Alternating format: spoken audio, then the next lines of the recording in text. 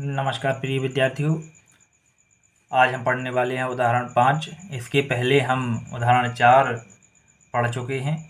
यदि आपने वो नहीं देखे हैं तो उसको ज़रूर देख लीजिएगा। और यदि आप प्लेलिस्ट से तैयारी कर रहे हैं तो आपकी जो गणित है बहुत ही अच्छी होने वाली है। देखिए हमारा उदाहरण 5 क्या कहता है। देखिए उदाहरण हम इसलिए करते हैं ताकि यदि कोई क्वेश्चन उदाहरण से भी आता है तो हमसे बनना चाहिए। और उसकी जो बुक्स की भाषा होती है थोड़ी टफ होती है, तो उस भाषा को बहुत ही इजी तरीके से हम इस तरीके से पढ़ते हैं कि हमसे जो क्वेश्चन है वो एक ही बार में बन जाना चाहिए। देखिए हमारा उदाहरण 5 क्या कहता है। निम्नलिखित प्रश्न को प्रतिस्थापन विधि से हल कीजिए। तो आफ्ताब अपनी पुत्री से कहता है, कोई आफ्ताब है वो अपनी पुत्री से कहता है कि 7 साल पहले मैं तुमसे 7 गुनी आयु का था, अब से 3 वर्ष बाद मैं तुमसे केवल 3 गुनी आयु का रह जाऊंगा। क्या यह मनोरंजक है? इस स्थिति में गणितीय या एवं ग्राफीय रूप में व्यक्त कीजिए। देखिए बहुत ही इजी क्वेश्चन है, इसको हमें प्रतिस्थापन विधि से हल करना है।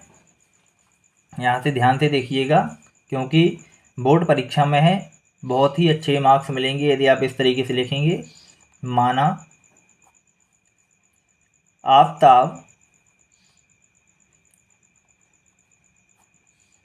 आफ्ताब की आयु। देखिए यदि क्वेश्चन समझ में आता है तो सपोर्ट करना है और वीडियो को लाइक करके कमेंट जरूर करना है कि आपको क्वेश्चन समझ में आया है या नहीं आया। तो माना आफ्ताब की आयु x वर्ष है, तो पुत्री की आयु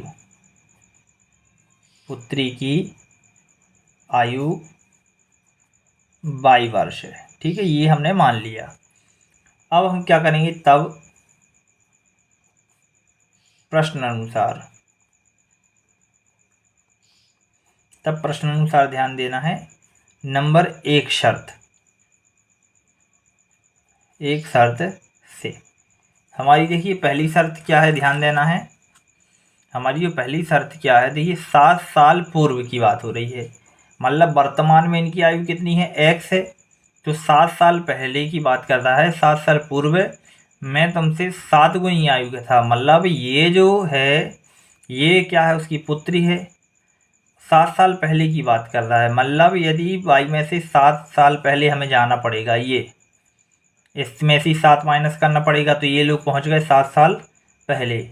तो इसकी जो आयु थी अपनी पुत्री से 7 गुने की, मतलब यदि इसमें 7 का गुना कर दें तब ये बराबर रहेंगे। ठीक है, अब हम क्या करते हैं, इसको सॉल्व कर लेते हैं।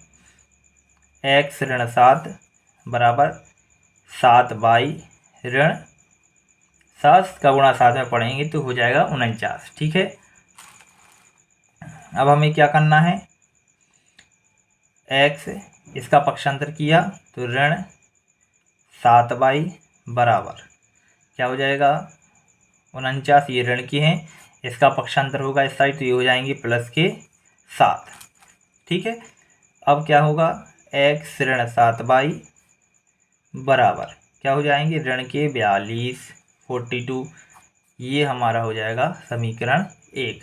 ठीक है, अब देखिए एक बार दूसरी शर्त पढ़ लीजिए कि 3 वर्ष बाद मैं तुमसे केवल 3 गुनी आयु का रह जाऊंगा। ये कौन कह रहा है, पिताजी कह रहे हैं। तो यहाँ देखिए, यहाँ लिखेंगे हम सेकंड शर्त से। ठीक है, सेकंड शर्त से क्या हो जाएगा यहाँ पे, तो इन्होंने कहा 3 वर्ष बाद मतलब वर्तमान में तो x वर्ष आयु है, तो उसमें 3 प्लस कीजिए, तो लड़की भी 3 साल बढ़ेगी, तो ये भी हो जाएंगे हमारी क्या, y धन 3। तो उन्होंने कहा तो 3 वर्ष बाद पिता की आयु पुत्री की कितनी, 3 गुनी हो जाएगी। तो चलिए इसको भी सॉल्व कर लेते हैं। x धन 3 बराबर 3y धन के 9, 3 का गुणा 3 में करेंगे। ठीक है, फिर क्या हो जाएगा हमारा,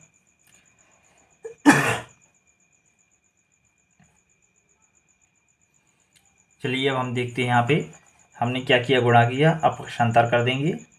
x ऋण 3y बराबर, यहाँ पर देखिए 9 है, इसका इस साइड पक्षांतर करेंगे तो क्या हो जाएंगे, ऋण के 3। तो x ऋण 3y बराबर कितना हो जाएगा, 6। इसको दे दीजिए समीकरण 2। ठीक है, उम्मीद है यहाँ तक आपको पूरा समझ में आया होगा। अब हम क्या करेंगे, समीकरण 1 से। समीकरण 1 से क्या हो जाएगा, x ऋण 7y बराबर ऋण के 42। हमें किसका मान चाहिए, x का। तो x बराबर ये ऋण का 42 प्लस 7y, ये हो जाएगा समीकरण हमारा 3। ठीक है, अब हम क्या करेंगे, यहाँ पर लिखेंगे x का मान समीकरण 2 में रखने पर। ठीक है, हमें फर्स्ट से निकालना है, दूसरी में रख देना है। जब मान रखेंगे तो देखिए क्या आ जाएगा, x ऋण 3y बराबर 6। ये हमारा समीकरण था। अब इसमें हम x का मान रखेंगे ये वाला, तो देखिए x ये क्या आ जाएगा, यहाँ पर देखिए ये हो जाएगा ऋण के 42 धन 7y ऋण 3y बराबर 6। ठीक है, देखिए अब क्या हो जाएगा, 7y में से 3y माइनस हो जाएंगे तो कितना बचेगा, ये बचेगा हमारे पास 4y। कितना बचेगा, 4y। और यहाँ 6 थे, पक्षांतर किया तो जो ऋण के 42 थे वो क्या हो गए, प्लस के 42 हो गए यहाँ पे। ठीक है, अब हम क्या करेंगे, इसके बाद क्या होगा हमारा कि हमें y का मान चाहिए, तो यहाँ देखिए क्या हो जाएगा, 42 और 6 कितने हो जाएंगे, 48 बटे कितना हो जाएगा यहाँ पर, ये 4 हो जाएंगे। ठीक है, अब हम 4 से काट देंगे, 4 एकम 4, 4 एकम 4, 4 दूनी 12, तो y का मान हमारा कितना निकल आया, 12 निकल के आ गया। ठीक है, अब हम क्या करेंगे, समीकरण 3 से हमें मान निकालना है। समीकरण 3 से क्या था, समीकरण 3, x बराबर ऋण के 42 धन 7y। अब क्या करना, ऋण के 42 धन 7y का मान कितना निकाल लिया हमने, 12। तो ऋण के 42 प्लस 12 सत्ते 84, तो ये 84 आ जाएगा। अब हम माइनस करेंगे तो कितना आ जाएगा यहाँ पे, तो यहाँ पर हमारा आ जाएगा कितना, 42 ही आ जाएगा। देखिए बड़े में से छोटे को माइनस करना है, तो x का मान कितना आ गया, 42 आ गया।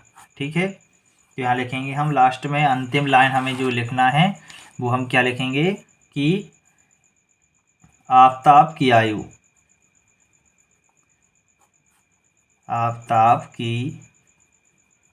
आयु बराबर 42 वर्ष और पुत्री की आयु बराबर 12 वर्ष है। उम्मीद है आपको ये समझ में आया होगा। समझ में आता है तो कमेंट करके ज़रूर बताएं। यदि आप कोई सुझाव देना चाहते हैं तो ज़रूर कमेंट करें। मिलते हैं अगली वीडियो लेक्चर में। बहुत बहुत धन्यवाद।